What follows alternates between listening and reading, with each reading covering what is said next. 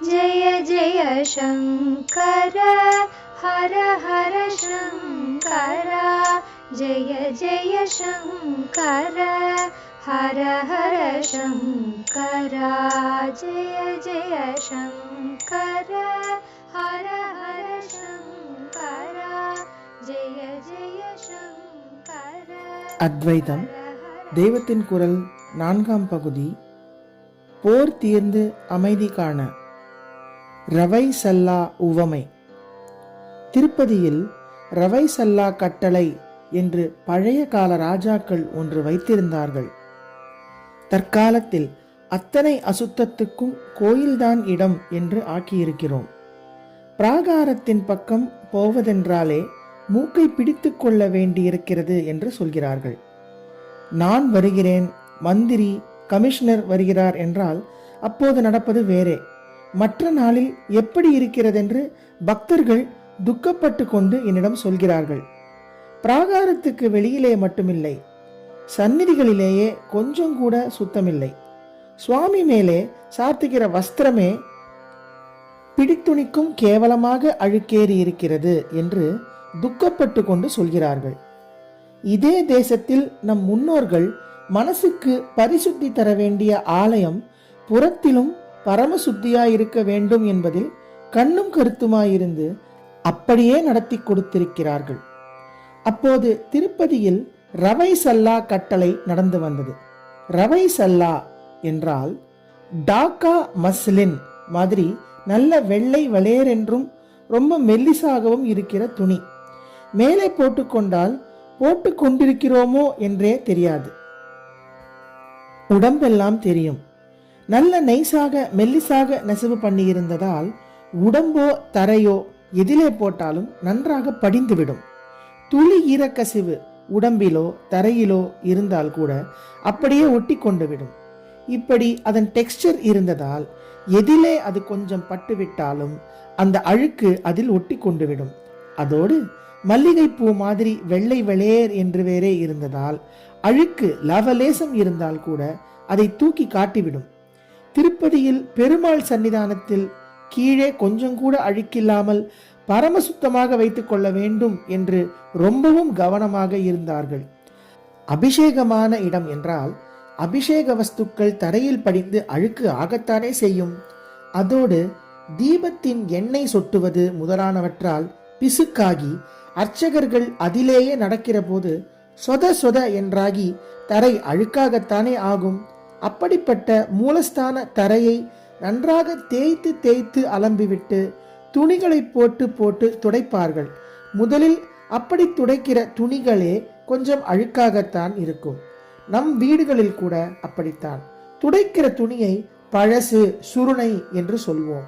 அது அழுக்காகத்தான் இருக்கும். நாம் சுத்தமாயிருக்கும் போது அது மேலே பட்டாலே பிடிக்காது. அப்படி இருக்கும். ஒரே அழுக்காய் உள்ள இடத்தை நல்ல துணியால் துடைத்தால் நல்ல துணியும் அழுக்காகி வீணாய்விடும் என்பதால் அதற்கென்றே ஒரு அழுக்கு துணி வைத்துக் கொண்டிருப்போம். நாம் காலை வைத்து போகும் தரை போன்றவற்றை இப்படி அழுக்கு துணியால் துடைப்பதோடு நிறுத்தி கொண்டாலும் நாம் உட்காருகிற மனை பலகை முதலானவற்றை தேய்த்து அலம்புகிற போது இப்படி ரொம்ப அழுக்காயிருக்கும் துணியால் துடைக்காமல் கொஞ்சம் சுத்தமாயுள்ள துணியால் தான் துடைப்போம். சுவாமி விக்கிரகத்துக்கு அபிஷேகம் செய்து துடைப்பதென்றால் நிச்சயமாக சுருணையால் செய்ய மாட்டோம். முதலில் ஓரளவு சுத்த வஸ்திரத்தால் துடைத்துவிட்டு அப்புறம் நன்றாக காய்ந்த இன்னொரு சுத்த வஸ்திரத்தாலும் துடைப்போம். திருப்பதியில் விக்கிரகத்தை மட்டும் இல்லாமல் சந்நிதி தரையையே எவ்வளவு சுத்தமாக வைத்துக் கொண்டிருந்தார்கள் என்றால், பெருமாள் சன்னிதானத்தில் முதலில் தடிமனான பழைய வஸ்திரங்களில் ஆரம்பித்து அதைவிட மேலும் மேலும் சுத்தமான மெலிசான துணிகளால் துடைத்து கொண்டே போவார்கள். கடைசியில் ரவை சல்லாவை போட்டு துடைப்பார்கள். துளியூண்டு அழுக்கோ பிசுக்கோ இருந்தால் கூட அந்த வஸ்திரம் காட்டி கொடுத்துவிடும்.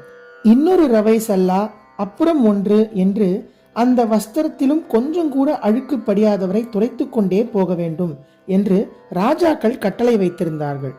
அதில் துளி கூட அழுக்கு படியாமல் இருக்கிறதா என்று பரீட்சித்து பார்ப்பதற்கென்றே ஒரு மணியக்காரன் போட்டிருந்தார்கள். அவ்வளவு சுத்தமாக மூலவர் பிம்பத்தை வைத்துக் கொள்கிற மாதிரியே அவர் இருக்கிற கர்ப்ப கிரகத்தை வைத்துக் கொண்டிருந்தார்கள். முதலிலேயே ரவை சல்லாவை போட்டு துடைத்தால் அதுவே கிழிந்து போய்விடும். ஜலத்தை எல்லாம் பெரும்பாலும் தடிமனான சுருணைகளால் துடைத்துவிட்டு குப்பை கோதுகளையும் அவற்றால் 3/4 வாசி துடைத்துவிட்டுத்தான் ரவை சல்லாவுக்கு போக வேண்டும். அத்வைத்தமான ஆத்ம தத்துவத்தை நினைத்து தியான விசாரம் பண்ணி கொண்டிருப்பது வெள்ளை வெளேர் என்று மெல்லிசு ரவை சல்லா போட்டு மனசை துடைத்து விடுகிற மாதிரி. தற்போது ஒரே மலினமாகவும் ஆசைப்பசை இசுக்கு பிசுக்கு என்று ஒட்டி கொண்டும் கோபம் லோபம் முதலியவற்றால் கரடு முரடான கல்தரை மாதிரியும் உள்ள நம்முடைய மனசிலே அந்த தியான சல்லாவை போட்டு துடைத்தால் இதுவும் சுத்தமாகாது, அதுவும் கிழிந்து போய்விடும். தடிமனான சுருணையினால் தான் ஆரம்பிக்க வேண்டும். அதனால்தான் இந்திரியங்களை வைத்துக்கொண்டு அவற்றை கொண்டே பெறுவதான கிரகஸ்தாசிரம அனுபோகங்களில் ஆரம்பித்திருக்கிறது. ஆனாலும் பழைய அழுக்கை இந்த சுரணையும் துடைத்தெடுக்கிற மாதிரி பழைய கர்மாவை போக்கி கொள்கை ரீதியிலே சாஸ்திர விதிகளின்படி இதிலும் கட்டுப்பாடுகளை ஏற்படுத்தி கொடுத்திருக்கிறது. மத சம்பந்தமான அநேக சடங்குகளான கர்மாக்களையும் கொடுத்திருக்கிறது. இப்படி அநேக கர்மாக்களை பண்ணி பண்ணி ஜன்மாந்திர அழுக்குகளை துடைத்து கொண்ட பின்தான் தியான விசாரத்துக்கு போக முடியும். ஆரம்பத்திலேயே அப்படி பண்ணுவது நம்மையே ஏமாற்றிக் கொள்வதாகத்தான் ஆகும். ஆனாலும் ஆரம்பத்தில் கெட்டி சுருணையை போட்டு துடைக்கும் போதே அப்படி துடைக்கிறவன் கடைசியிலே மணியக்காரன் ரவை சல்லா பரீட்சை நடத்துவான். அதில் ஜெயிக்க வேண்டும் என்பதை மறக்காமல் அந்த நினைவுடனேயேதான் அழுந்த துடைப்பான். அதுபோல கர்ம அழுக்கு கழிவதற்காகவே சாஸ்திரங்கள் வர்ணம் ஆசிரமம் என்று வகுத்து ஒவ்வொரு ஸ்டேஜில் என்னென்ன செய்ய வேண்டும் என்று சொல்கிறதோ அவற்றையெல்லாம் நாம் மனோ வாக் காயங்களை கொண்டு பண்ணி கொண்டிருக்கும் போதும் இதற்கெல்லாம் முடிவு மனோதீதமான வாக்குக்கு அப்பாற்பட்டதான காரிய பிரபஞ்சத்திற்கு அப்பாற்பட்ட ஆத்ம சாட்சா்காரம்தான். அதை ஞான விசாரத்தால் அடையும் நிலைக்கு கொண்டு விடுவதற்குத்தான் இப்போது நாம் செய்யும்படியான எல்லாமும் என்கின்ற ஒரு நினைப்பை வைத்துக்கொண்டே இருக்க வேண்டும். ஒரு பாத்திரத்தை அலம்பும் போது கடைசியிலே சுத்த ஜலத்தை மட்டும் விட்டு முதலிலே சுத்திக்கு பிரயோஜனமான புளி மண் முதலானவற்றின் கோது தூள் முதலியவை இல்லாமல் அப்புறப்படுத்துகிறோம் என்பதோடு முதலிலே மண்ணையும் புளியையும் போட்டு தேய்க்கிற போது கூட அவற்றோடு சுத்த ஜலத்தை கொஞ்சம் சேர்த்து கெட்டியாக கரைத்து கொண்டுதானே தேய்க்கிறோம். அந்த மாதிரி ஆரம்ப காலத்தில் மனோ இந்திரியங்களால் கர்மாக்களை செய்கிற காலத்திலும் கூட ஆத்ம சிந்தனை தீர்த்தத்தை கொஞ்சம் இவற்றில் தெளித்து கொள்ளத்தான் வேண்டும். ஆரம்பத்தில் இருந்தே அநேக கர்மாக்களுக்கிடையிலும் தியானத்துக்கென்று ஆத்ம விசாரத்துக்கென்று கொஞ்ச காலம் ஒதுக்கத்தான் வேண்டும். எது ஒன்றையோ நாம் தேய்த்து சுத்தம் செய்கிறோம் என்றாலும் இத்தனை கஷ்டப்பட்டு நாம் தேய்த்து அலம்பி கடைசியிலே சுத்தமாக ஆகிற அந்த ஒன்று சொம்போ தரையோ விக்கிரகமோ எதுவோ ஒன்று இருக்கிறதே, அந்த ஒன்றை நாம் புதிதாக பண்ணவில்லை.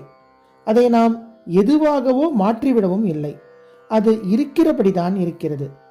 அதன் மேலே சேர்ந்த ஆனால் அதோடு சேரக்கூடாததான வஸ்துக்களை நாம் போக்கினோம் என்பதுதான் நாம் பண்ணினதெல்லாம்.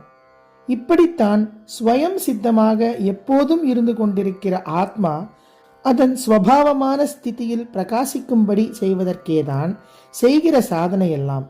அதன் மேல் படிந்து அதை மறைத்து கொண்டிருக்கிற மாயா சிருஷ்டியான மனசை போக்குவதற்குத்தான் அநேக காரியங்களை செய்ய வேண்டியதாய் இருக்கிறது. மனஸ் என்கிற போது அந்த கரணம் வாக் காயம் எல்லாவற்றையும் தான் அதில் சேர்த்து விடுகிறேன். அதே மாதிரி காரியம் எனும்போது மனசின் காரியமான எண்ணங்களையும் சேர்த்துத்தான் சொல்கிறேன். ஜெய ஜெய சங்கர ஹரஹர சங்கர மகாபிரியவா சரணம்.